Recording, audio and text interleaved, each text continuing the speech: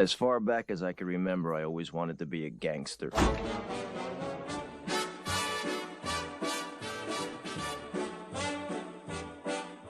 Hey, everybody, welcome to another episode of Sleeping with the Numbers podcast. We are joined by a special guest today, Mr. Alex Baxter, who is a licensed physical therapist. And today we're going to talk about the injury report, something we've been talking about because if you are gambling, the injury report is huge because you never know how this is going to change odds, outcomes of the game. So wanted to bring in someone who's comparatively an expert and try to get some professional opinion on it. So, Alex, welcome to the show.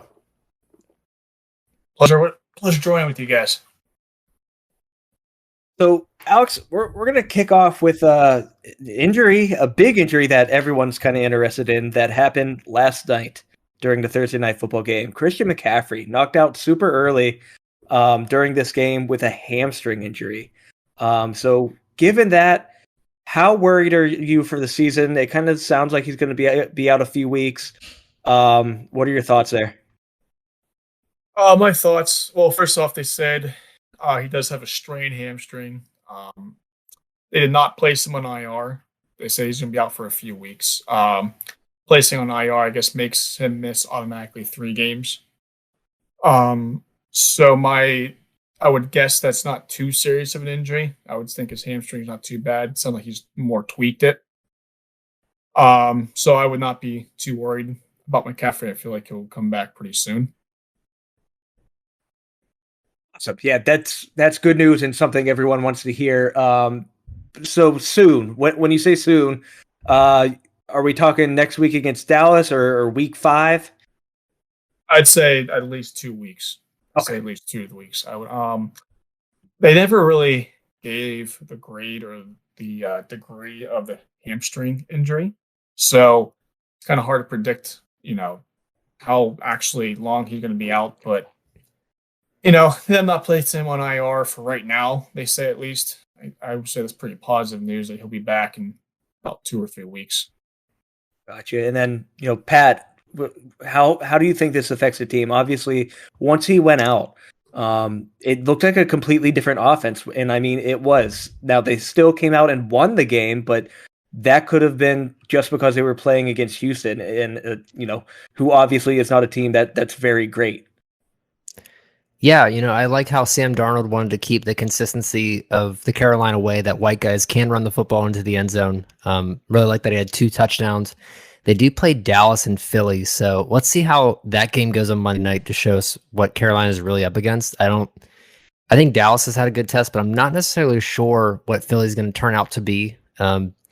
So I think the next 2 games without McCaffrey don't really favor the Panthers. I think they're both good matchups even without him. But then they go to Minnesota. So that might be a game where we've seen Minnesota's offense kind of be super high speed, especially against the Cardinals defense. So that might be the game that they struggle, in my opinion. Yeah. And after, even while they were playing, I was saying I was pretty happy that I did take Sam Darnold, a little flyer bet as comeback player of the year because he was looking great. Even without Christian McCaffrey, him and DJ Moore just kept, connecting together, and they put up a solid game overall. So moving on to the next game, we're going to talk about our home team first, just because Baxter was there when these injuries happened. He got to see the downfall of the Pittsburgh Steelers against the Raiders. So let's talk about that. Let's talk about the Steelers first. And so we got 2 big names here. First one we're going to talk about here is TJ Watt. He's currently questionable. He got knocked out of the Raiders game about halfway through and did not come back. So TJ Watt currently questionable with a groin injury. What are we looking at here, Alex? What are his chances of playing? Oh yeah, first I was unfortunately at the game live on Sunday against the Raiders, and I didn't realize the Steelers defense were so banged up, and Derek Carr basically did whatever he wanted. Once TJ Watt got hurt, it was just a free. He looked like prime Tom Brady out there. It's so TJ Watt's out. And I saw that he was limited in practice this week, and he's still questionable. and pretty much right now they're up in the air for if he's gonna be playing. So I guess we'll go on from there. But it's pretty much right now they're haven't really said much other than he's questionable and he was limited practice. Is there a worry for re-aggravation? Like, if you're Mike Tomlin, would you risk putting him out there to play against a team we should pretty easily beat? Yes, I would actually. Groin injuries are very easy to re-aggravate and injure more, especially with TJ Watt being playing a line defense as a pass rusher. He's always explosive off the line to go sack the quarterback or try to get tackled for a loss. And what he really does is puts a lot of strain on his groin. And I would actually be pretty worried about him re-injuring his groin more. I wish they specifically said which groin it was. It was groin that where he from his leg where he pushes off of. That makes me question, if he should play or not, because if it's the groin that he pushes off of, he's just going to keep putting a lot of pressure on his groin, pretty much. And then just because I've never heard that before, there's multiple groins, or are we talking like which side of his groin it's on? Or like what side? Is the right side? Right Okay, groin. I got really confused there. I'm like, I never knew that. But awesome. Yeah, that I never thought about that. But yeah, that's gonna be something to watch if he does play. See how quick he is to get off the ball. The next guy on the Steelers that is out for this game on Sunday against the Bengals is Deontay Johnson. He's out with a knee injury. He got hurt. I think it was actually the final play of the game last week. Alex, you can probably confirm or deny that given you were there. But since he is out, I didn't really see how much info we got on that. It just says he has a right knee injury, and I mean he's out, so it has to be pretty bad. Is that safe to assume? Yeah, I would say so. But I think the injury he had, most of the people were leaving the stands because the game was pretty much over. So I don't know why. Fair enough. Tomlin was still having the Steelers even throwing the ball. The game was way but over. It was literally the last play he got hurt on. So it didn't really make much sense there. They didn't really go too far into detail with Deontay Johnson. Not really sure what if there's a ligament injury, like what even happened. And they said he's out for Sunday, and I think it's for further injury. I think I'll probably get a better update next week after the game. So on the other side of the ball for the Bengals, T. Higgins is currently doubtful with a shoulder injury, and we know this impacts probably a good handful of fantasy players. They probably have him as a wide receiver 2 or a flex player. So Higgins got hurt with about half of the fourth quarter remaining, but he did come back and he caught a touchdown on the next series he was in. So, Alex, given that he was able to return and even catch a touchdown last week, why is his status in doubt this week? My best guess would be the injury occurred. They didn't really specify it, so it's hard to say exactly what the injury is. It was probably they didn't think it was that severe of an injury. They probably checked the stability of his shoulder. They probably checked the strength of the shoulder. Saw that it seemed quite normal. I'm sure he was in pain. They probably gave him some pain medication to get through it. And also he was able to tolerate through the rest of the game. Then afterwards, once that pain medication probably wore off, he probably had more severe pain. And after the game, the adrenaline goes away. I'm sure he started feeling the shoulder more. So they probably did like an MRI and realized it was a more severe injury than they thought. And also, it's probably severe enough that they don't want to take that chance of re-injuring whatever. I wish they gave more detail, but if it's a ligament or tendon of his rotator cuff, it's kind of hard to say. But it was probably hurts. Probably more severe injury than they thought, though. My best guess. Makes sense. And then, so turning to the fantasy side, Pat, Higgins, I like that a lot, actually. I might continue to call him that. But if T. Higgins is out this Sunday, are you taking Jamar Chase or Tyler Boyd if you had to play one of them? I think just based off of the season alone, I'm probably going to pick Jamar Chase. What I have seen from the Steelers defense is when Joe Hayden's not playing, it can kind of be like a crapshoot because we saw last week Henry Ruggs kind of had a lot of deep plays. I think Jamar Chase is closer to him versus Tyler Boyd, who's more of like a normal slot guy. I think either would be safe. Awesome. And then turning to the sportsbook side of it, Pat. So we made our bets this week. We're kind of waiting for the closing line to officially put them in, but currently our bets are under 43.5. Pittsburgh to win, Pittsburgh -3.5. If Deontay Johnson is out, if Watt is also out, does that worry you at all for any of these picks? Even with Watt probably being out, I'm not necessarily worried about the Steelers winning. I think that their defense gave Vegas a lot of good pressure. It was more of the cornerbacks that were a problem that I saw. I didn't think that their pass coverage was very good. So I think that they'll still win. More about what I'm concerned about is the defense holding down Joe Burrow, like passing the ball, and like Cincinnati scoring points. I think if TJ was in there, it's just extra pressure. And I think Cincinnati's score is going to be much lower without him in there. They might be trying to play a little bit more conservative. Alex Highsmith does a pretty good job. We saw Robert Spillane get some good rushes on, but it's not the same as TJ Watt. So I think the Bengals offense might have a little bit more going for them if TJ doesn't play. Yeah, I don't think any of it is enough to have me change any of my bets. I'm still fine with the under. Pittsburgh hasn't really been putting up points like they should. And like we said, their defense, even if Watt is out, is still solid enough to probably shut down this Cincinnati offense. So, I'm checking out the public bets here, and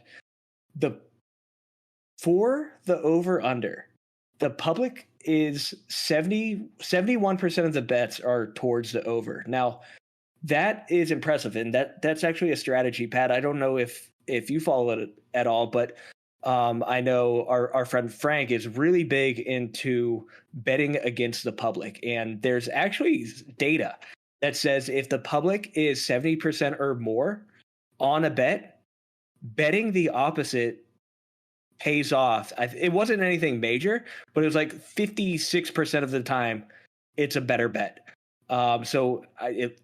Given that, it kind of looks like we're on the right side of that. Yeah, I agree. However, 91% of the bets are on Pittsburgh to win, so that's bad. Well, we're going to disregard that because that's not the one that we care about. We all know the Steelers are going to win because they wouldn't do that to us. In terms of the general public, that's right. I think right now the sports betting world, with how mobile it's gotten, has also kind of similarly like mirrored the stock market, where you have a lot of people who are just kind of doing it for fun that probably don't know what they're doing. Not to say that we're like super experts, but I think compared to most people, we at least pay attention enough to talk about it and like seem somewhat educated. So if there's a large majority going for a certain bet, I'm definitely more weary of it than a more evenly placed out bet. Yeah, completely fair. Another thing I read for like the psychology of betting, people like to bet the over. People like when teams score. That it's fun. No one wants to bet the under because it's boring. You're rooting for teams to not score. That's just a bad time. So there's some psychology involved in this, which is I think pretty interesting. So we're going to move on to the next game here. We have our division rivals, the Baltimore Ravens, taking on the Detroit Lions. A couple injuries to talk about here. None of them really too serious. So there is Hollywood Brown. He was questionable with an ankle. It sounds like he'll be good to go. Lamar missed a day of practice with an illness, but he came back Friday. Officially listed as questionable, but he is also good to go. Now, on the Lions side of the ball, DeAndre Swift is currently questionable again with a groin injury. And that brings me to another question for you, Alex. Why are injuries like groin injuries so prevalent in the NFL? It seems like, every week someone injures their groin or injures their hamstring. Why are injuries like that so common? So DeAndre Swift being a running back with the explosiveness, with elusiveness, constantly putting a lot of velocity pretty much in the groin, stretching it out while he makes a move to the right or left with the explosiveness can really put a lot of strain onto a groin muscle. And that repeat of action to the same motion can really just keep tearing the muscle the same way over and over again. So it's hard for doctors to pick up small tears of if it's groin muscle or really any muscle on an MRI. So if it's just a small tear, they might miss that. And the player keeps playing and doing that same repetitive motion over and over again. Like that tear can just be bigger. Honestly, I know it sounds very elementary saying that, but they're very easy to misdiagnose pretty much. And that repetitive motion over and over again can just make it from a grade 1 to a grade 2. Now, just to, from my knowledge and the listeners' knowledge, differences between the different degrees or grades of these injuries. So pretty much you can do this with either like a ligament, a sprain, or a strain, which is a muscle. Grade 1 is pretty much just a stretch of the muscle tissue or a ligament. There's no really tear in it, which is also why it could be easy to misdiagnose because they don't, a doctor, an orthopedic surgeon cannot actually see that stretching or that's very small tearing on an MRI. Grade 2 is an actual partial tear to a muscle or a ligament, which that can cause more bruising, of course, more severe pain, possible swelling. And then a grade 3 is pretty much a complete tear of a ligament or muscle tendon. Severe pain, the instability of the muscle, you have instability of the joints, and that's why you see people who completely tear like their ACL or something like that. They can't even walk because their knee's so instability. So that's pretty much just a really simple way of saying, grade 1, 2, and 3 of a tear. Awesome. Yeah, appreciate that because I never really knew. I've pulled my hamstring. I've even had slight tears on it. I've had high ankle sprains, all that. They tell me, this is a second, third degree. I never knew what the hell that really meant. So I appreciate that. Yeah. Not much to talk about in that game. Everyone seems like they'll be able to play. So moving on, Falcons and Giants. The big one here is Russell Gage, wide receiver for the Atlanta Falcons, is out with an ankle injury. And this kind of seems to be another one where there's different degrees of ankle injuries. So starting, if there's a low ankle sprain versus like a high ankle sprain, how do those compare? We always say that, we hope it's not a high ankle sprain because that's usually worse. Why is that worse? Well, the difference between a high ankle sprain and a low ankle sprain. The high ankle sprain is actually not really even connected to the ankle. It's actually above the ankle. It's called a syndesmotic ankle injury, which is a syndesmosis ligament that connects your tibia to your fibula. And the reason why that's so, it's a longer rehab compared to low ankle injury due to the fact that it's pretty much, there's a big space. It's kind of hard to visualize this if you don't really know your anatomy too well, between your tibia and your fibula, and there's just one big ligament that connects them to, and there's a lot of instability involved there, and it's hard to kind of regain that stability. It's you can't probably hear athletes say all the time, they never feel the same after a high ankle injury. Low ankle injury is kind of your standard what you think an actual ankle injury is, which is rolling your ankle. I know a lot of basketball players do it very easily. You tear or you sprain the ligament called anterior talofibular ligament.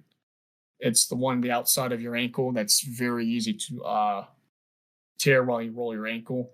But the reason why it's not as long as a rehab periods because your foot, your ankle, there's a lot of small ligaments involved. Your tarsal joints or your ankle joints are very close together. There's a lot of stability involved with your ankle compared with your foot, compared to above your ankle where the syndesmotic ligament's at. So pretty much that's extra stability kind of gives you, allows your foot and allows your ankle to onload and offload, high velocity movements like in sports pretty much. And then, so like for these ligament injuries, are they more likely to linger versus, maybe a muscle injury, or is it vice versa? I would say yes, because ligaments, biggest thing I could think of, it's very difficult for them to heal due to lack of blood flow that's involved. It's pretty much just a bunch of cartilage that doesn't have really blood vessels that go through the ligaments. So that's why it's kind of hard for your body to really, heal itself while doing that. If you want to compare that to like a fractured bone, like a fractured, if you want to compare spraining your ankle, like a ligament or a muscle tendon, compared to fracturing your bone or anything like that, bones have very good blood flow through it. Osseous tissue, which is pretty much bone tissue, has a lot of blood vessels that go through it, and it's easier for your body to heal itself. Now, Pat, question for you. Both of these teams are winless, Falcons and Giants. Russell Gage is out. He was, supposed to be the number 2. Now that Julio is out and it's Calvin Ridley, where does this ball go now? Not that Gage was really demanding a ton of targets, but do we just expect most of these passes to now go to Ridley's way? Are they going to go to Pitts? Or are they going to go to your guy, Cordero Patterson? I mean, I think it really depends on the way that the game flows. I mean, if the Falcons take a lead early, which I don't think is going to happen, I think this game's probably going to be close the entire way. It's kind of like I wouldn't say JV teams. I think it's disrespectful to them because they're professional, but I think in terms of the NFL, they're bottom tier teams. I don't expect either one to really pull away from one another. So I think that we're going to see Cordero Patterson get a lot of passes out of the backfield. It's not going to be a lot of rushes. Kyle Pitts has definitely had more, attention the past week versus the first week. So I think some are going to go his way. You also have to remember they do have Hayden Hurst as well. So I kind of think that the passes are going to be spread out. I think the loss of Russell Gage isn't necessarily going to matter because he was, in reality, the number 3 receiver behind Ridley and Pitts. So it might probably go to Patterson or, maybe let's run the ball a bit more, but it's not going to really change the entire game flow. Yeah, I tend to agree with that. Looking at the line right now, Giants are 3-point favorites at home, over under 48 points. Giants minus 160 money line favorites. And let's just see what bets we did take. I don't think we took any on this team that we at least both agreed on. No. So this was a game I wasn't really comfortable betting on, hence why it's not in our Sweat and Podcast action, because I don't know what happens here. You called them JV teams and didn't want to insult them. I thought you might have been a little more insulting to the JV teams. So if you're comparing into them, but it's I don't think it changes the game at all. Gage wasn't doing much to begin with. And for reference, he did have the same amount of targets through the first 2 games as Cordero Patterson. So technically he's the 5th person. Make this at 13 as well. All right, so next game, Saints and Patriots. Really not much here to talk about injury-wise, so I'm just going to skip this game and move on to a game where there is a few injuries. So the one, and probably the one people care about the most, is the Carson Wentz injury. So last week, he hurt both of his ankles, sprained both of his ankles on the same play. So he's currently questionable, and it sounds like he's trending towards playing. Now, Alex, if you were the head coach, are you putting him in there to play? Is it smart to play on 2 sprained ankles? First off, this is the first time I've ever heard this. Like, spraining both your ankles at pretty much the same time. The chances of that is probably very slim. First he had, hurt his left ankle in the early of the game, then hurt his right ankle in the fourth quarter. What I've been seeing, he didn't practice Wednesday. I don't think he practiced Thursday, but he did practice Friday against. I would be hesitant, honestly, to play him. They didn't really say the severity of the ankle sprains, so it's kind of hard to say there. I feel like he will probably play Sunday, considering that Eason is their backup quarterback, so they probably could stick with Wentz. Wentz with broken ankles is apparently better. Yeah, than that dude who probably has his ankles perfectly fine. So,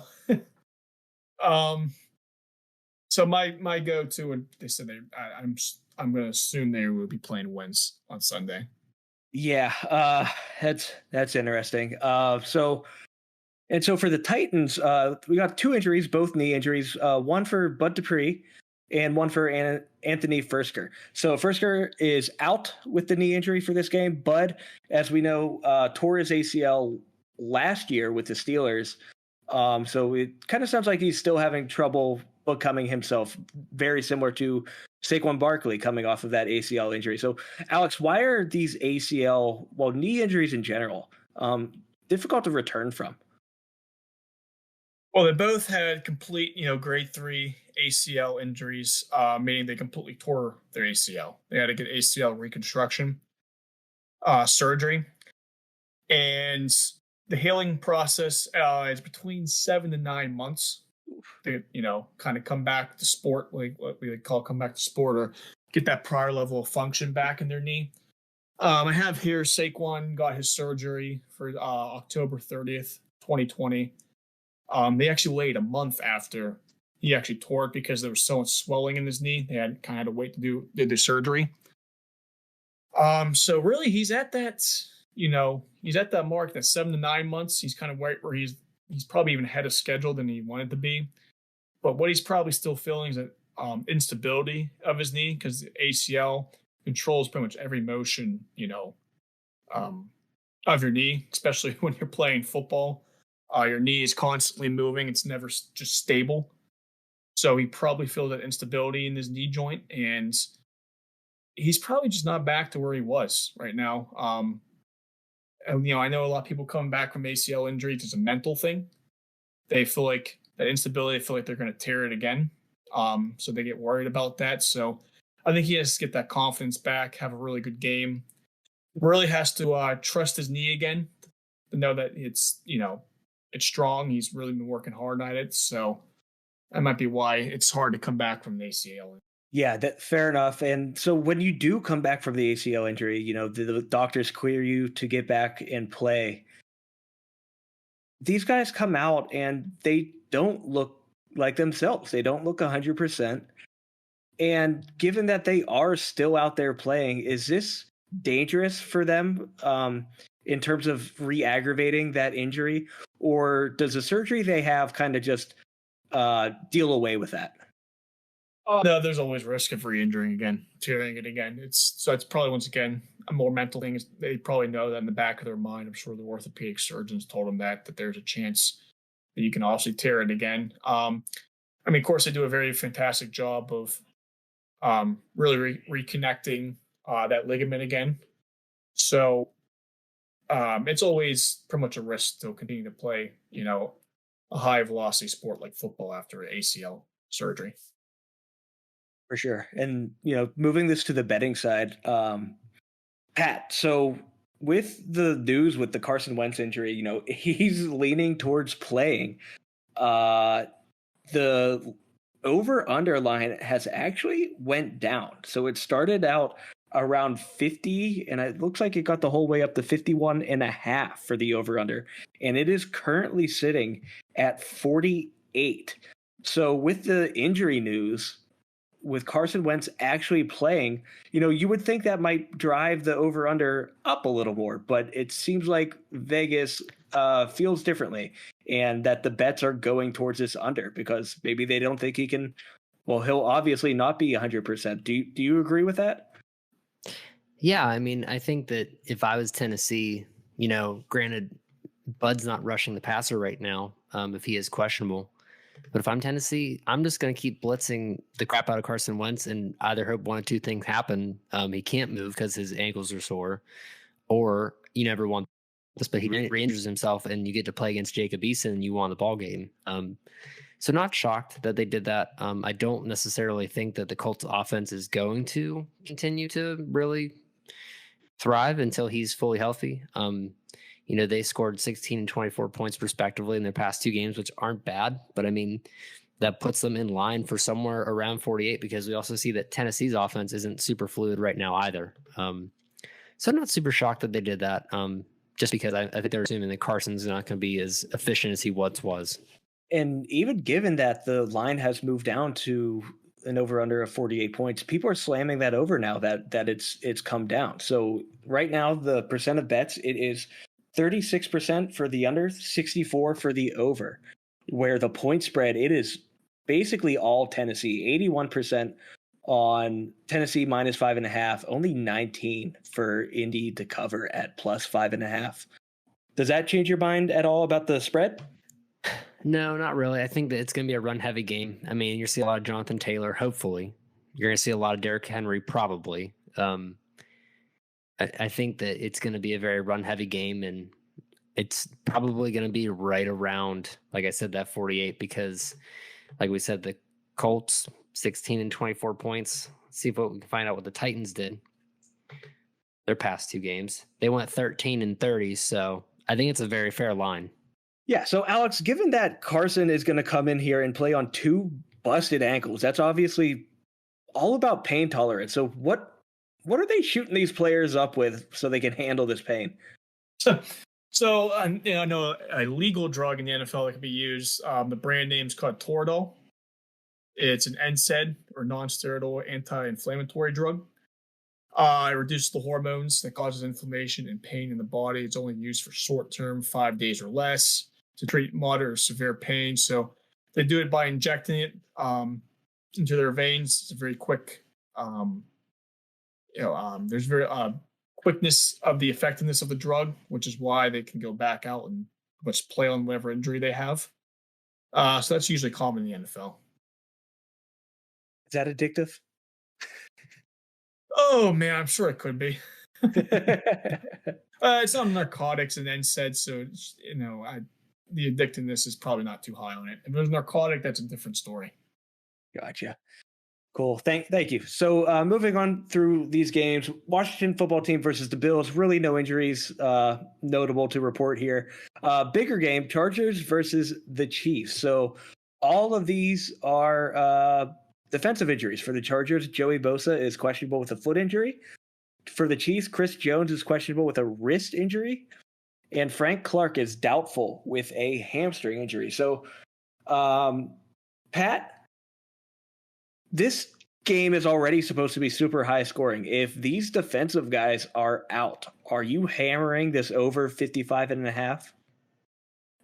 Oh, for sure. I don't think there's any question about it. I mean, especially with Bosa not being able to put pressure on Pat Mahomes. The other thing that, we can talk about is maybe this gives an opportunity for CEH to run the ball a little bit and have a little bit of an easier time. We kind of saw that the Chargers were a little bit exposed to Dallas. It wasn't a high scoring game, but I kind of thought the Chargers would do a much better job than what they did. So I agree with you. I think definitely this is going to be a high scoring game for sure. And missing both Bosa and Clark is definitely going to make that a lot higher scoring. And so really only one injury to talk about here for the Cardinals-Jags game, and that is DeAndre Hopkins. Obviously, first, if not early second-round pick for most people in, smart fantasy football leagues. So he's questionable right now with a rib injury. He did not practice all week.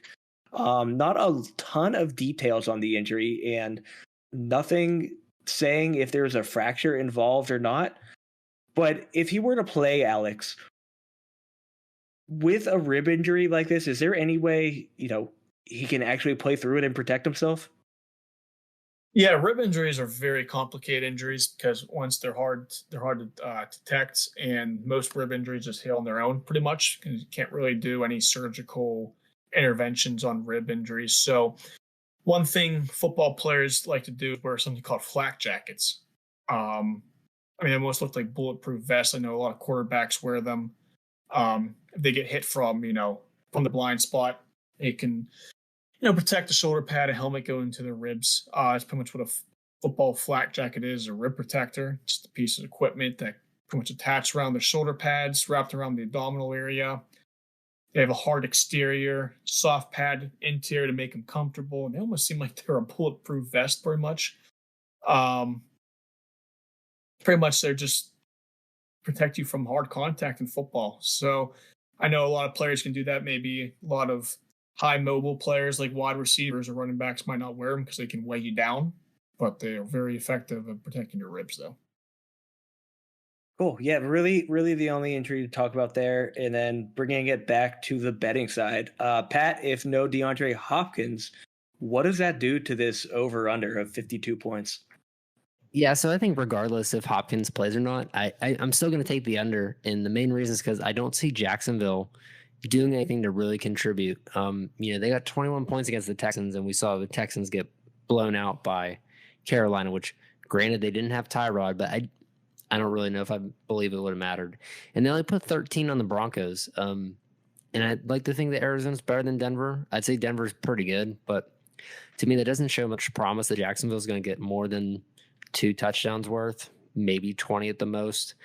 I could totally see Arizona come out hot, getting a lot of points, going up 21-0 or something like that, and then just playing, let's blow the clock. You're going to get a lot of work for Chase Edmonds. Maybe the bench Kyle in the fourth quarter if they're blowing out Jacksonville that badly. Who knows? I don't think it matters in the long run. If anything, DeAndre not playing just gives Kyler more time in because it's going to take them longer to get to the point where everybody gets pulled. Awesome. Yeah, I think I agree. I took the under. I think we both took the under there for that game. For the exact reason you said, Jacksonville, how do they score? Name a player that's going to score. And, if anything, they're going to have to air it out. So maybe Marvin Jones might be a decent flex play, maybe more so for DFS. But, it's going to be a tough day for them. All right, moving on to this next game, we have the Chicago Bears versus the Cleveland Browns. So, biggest news here, maybe for the entire week. Andy Dalton is out about a month with a bone bruise. So it says he avoided damage to his ACL and MCL, but still going to be out about a month. So here comes Justin Fields, and I'm going to start off with the sports betting question and the fantasy question. Pat, are you touching Justin Fields at all? Board. If it was against a less competent defense, I might have really considered it, but I just think he's going to get lit up by Cleveland. Like, I hate to say it. It really hurts my feelings because I really, really, really grew up enjoying making fun of the Browns, but they're really good. And what we saw from Justin Fields last week is a guy who has high potential, but he's also a rookie, and I don't see it working out. So to answer your question, no. Yeah, that I completely agree. That it's going to be a tough day for him. That defensive line that the Browns has is difficult for seasoned veterans, and it's going to be a bad time.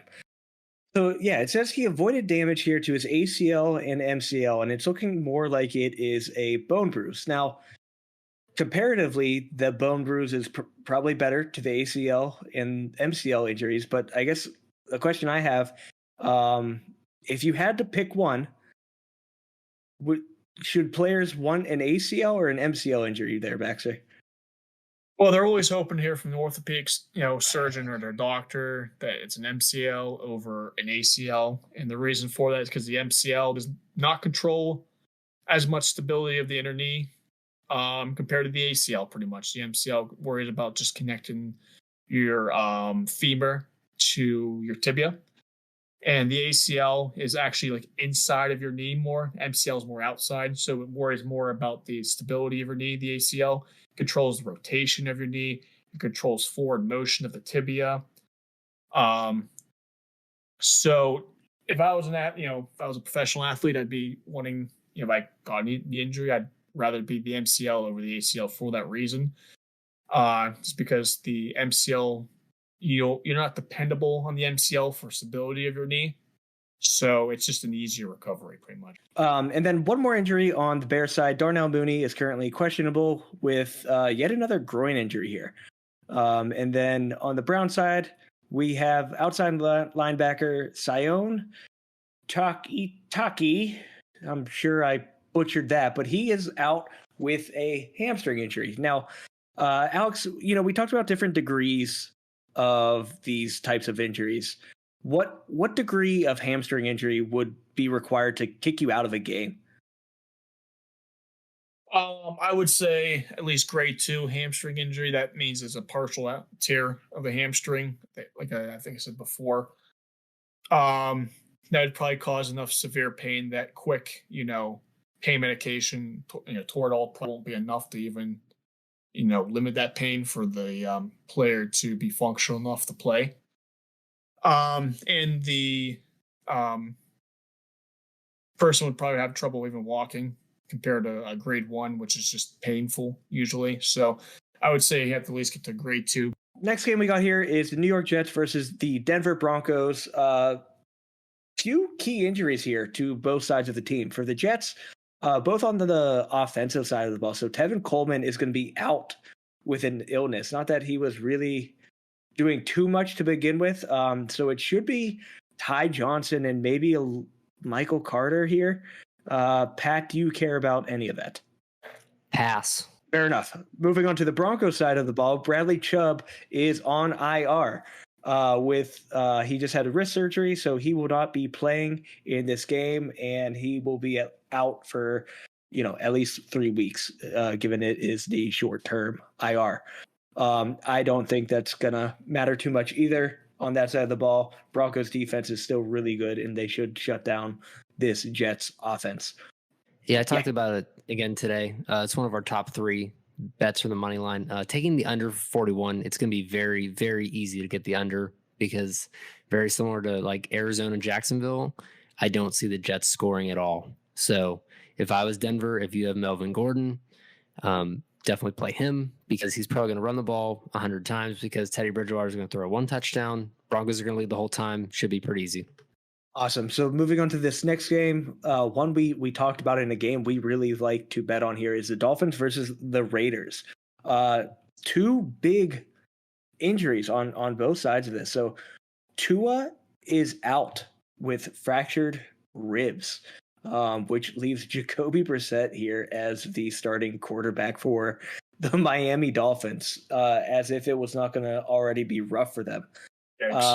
So we talked a little bit about rib injuries with Hopkins here. This obviously has to be worse if he can't wear that flak jacket and play through this, right?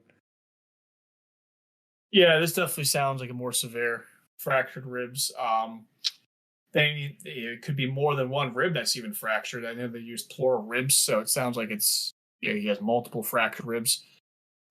Ribs are very hard to recover based. Like I already said, there's really no surgical interventions for ribs. They kind of just naturally let the ribs heal.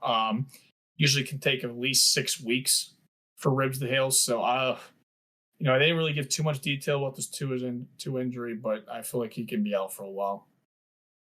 Then on the other side of the ball, we have Josh Jacobs, who is doubtful with an ankle injury. So, Pat, we had a stardom sit-em question for fantasy if you would start Josh Jacobs if he played, and we would. Now, given that Tua's out, this should be, knock on wood here, this should be a pretty easy game for the Raiders. And given that doubtful tag, probably shouldn't even risk playing Jacobs if you're Gruden, right?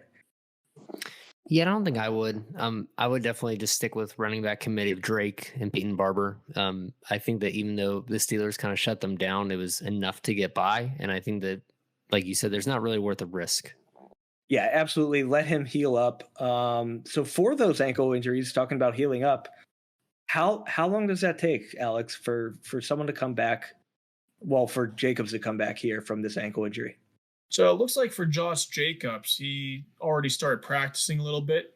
They just taped his ankle up to probably help the stability and his stability for his ankles. So they're listed as doubtful. He's probably not going to play this week, but already looks like he's ready to go for week 4. Awesome. That's good news for those Josh Jacobs owners and the Raiders. So we're going to move on to the next game, Seahawks versus the Vikings. And both of the injuries we're going to talk about here now are also ankle injuries, both to running back. So for the Seattle Seahawks, Rashad Penny is still going to be out with an ankle injury, which I don't think is to anyone's surprise. And Pat, you and I talked about Chris Carson, how he's always injured, and so is his backup, Rashard Penny. Yeah, I don't think anyone's super shocked here, but that is kind of concerning. Like you said, that Seattle's running back depth is kind of always a liability. So to have him out is not always good for them. On the opposite side of the ball, the Vikings, Dalvin Cook is also questionable to play with an ankle injury. He did not practice on Friday, today, and that's usually the practice that matters. He didn't practice on Wednesday either. He was limping and favoring the ankle during week 2. He did come off the field for a little bit, which gave Madison some time to play. So this is a scary one for us Dalvin Cook owners, which is me in quite a few leagues. So this is not exciting to see. So all of these ankle injuries are coming to these running backs. That's not surprising for you, is it, Alex? Where the ankle injuries are so prevalent in these running backs? Well, for running backs, they get the ball a lot of rushes, or they're running out for receptions. Their repetitive motions of constantly moving their ankles, in a dorsiflexion, plantar flexion, inversion, eversion, all the movements from the ankle can really cause weakness to the ligaments.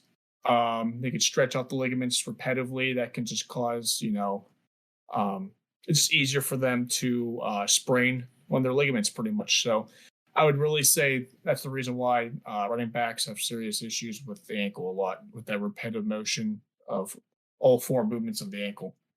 Gotcha. And then, so for the line here, this is supposed to be a close matchup. Seattle is currently only a 1.5 favorite. So if Dalvin Cook is out, I think I am easily taking Seattle -1.5. Pat, do you agree with that?